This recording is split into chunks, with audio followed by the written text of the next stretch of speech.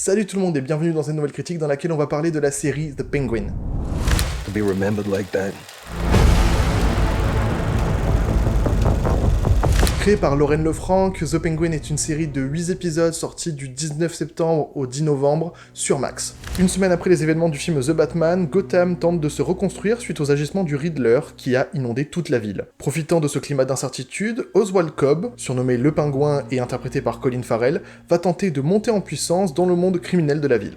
Je m'attendais à vraiment rien du tout quand j'ai lancé la série, et putain que je suis content de l'avoir regardé. C'était trop cool, et c'est une très bonne addition au film The Batman de Matt Reeves que j'avais trouvé excellent. Plus on avance dans les épisodes, plus la série est géniale.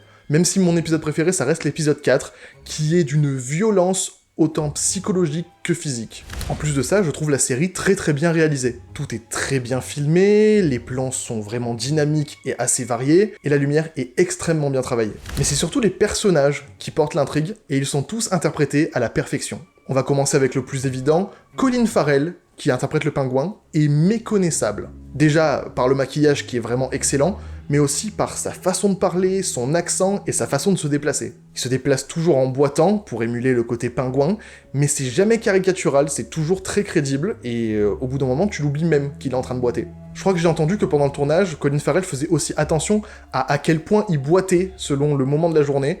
Par exemple, dans les séquences de nuit, il boite énormément plus parce que le pingouin a marché toute la journée et qu'il a encore plus mal à son pied. Et rien que pour ça, je trouve que c'est du génie. Ils ont aussi réussi à faire en sorte qu'on s'attache au personnage, par le biais par exemple de sa relation avec sa mère, et c'est toujours un pari risqué quand tu fais une série sur un personnage détestable. Ensuite, Renzi Felix, qui joue Victor Aguilar, un ado que Oz prend sous son aile, est très attachant. Mais c'est surtout le personnage de Sophia Falcone, interprétée par Christine Milioti, qui m'a époustouflé. Elle est intimidante au possible, et c'est clairement le meilleur personnage de la série. Franchement, je sais pas quoi ajouter, elle est incroyable. Et j'espère vraiment que l'actrice va gagner un prix pour sa performance. Voilà, maintenant je vais aborder quelques éléments en partie spoiler, donc si vous n'avez pas vu la série, on se retrouve à ce timecode pour ma conclusion. Je pourrais parler de plein de choses, comme de la relation entre Oz et Vic, mais je vais surtout me concentrer sur les choses qui m'ont vraiment le plus marqué. À commencer par la relation entre Oz et sa mère, qui à première vue est très mignonne, mais quant à toutes les informations à la fin de la série, elle est incroyablement malsaine. D'un côté, on a Oz qui tue ses frères pour avoir sa mère pour lui tout seul, de l'autre, on a sa mère qui sait qu'il a tué ses frères, et qui tente de le tuer pour ça, mais au final qui se ravise et qui entretient du coup une relation de mensonge avec son fils, et puis plus largement, on a cet amour malsain qu'Oz éprouve pour sa mère, qui est presque incestueux, et c'est assez confirmé par la dernière scène de la série, où on voit la prostituée qu'il fréquente régulièrement, habillée comme sa mère, littéralement avec la robe de sa mère et la coiffure de sa mère. Mais tout ça donne une dimension beaucoup plus détaillée du personnage, qui, pendant toute la série, aide à ce qu'on s'attache à lui, et qui nous rappelle bien à la fin que c'est un horrible personnage. Parce que quand même, faut pas déconner. On fait une série sur un méchant, faudrait pas qu'on l'apprécie non plus. D'ailleurs, il nous le rajoute bien comme il faut avec le fait qu'il tue Vic à la fin de la série. Franchement, ça, je m'y attendais pas du tout.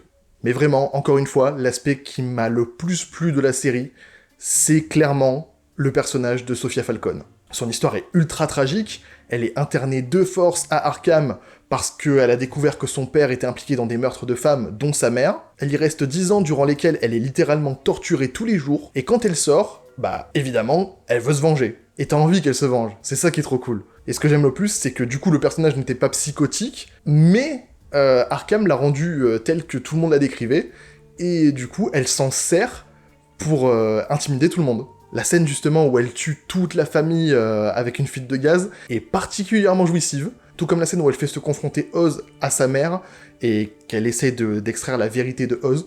Voilà, tout ça c'était vraiment incroyable. Par contre, c'est tellement horrible qu'elle retourne à Arkham à la fin, c'est super traumatisant pour elle, et ça annonce, j'espère, de très bons trucs pour la suite de cet univers, notamment avec le fait qu'elle reçoive une lettre de Selina Kyle, qui est du coup sa demi-sœur.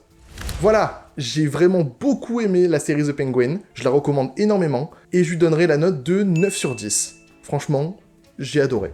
Donc, n'hésitez pas à partager, liker et commenter cette vidéo si elle vous a plu, à vous abonner à ma chaîne et à rejoindre mes réseaux sociaux, tous les liens sont dans la description, et on se retrouve très bientôt pour une nouvelle vidéo, c'était Rémi, à plus.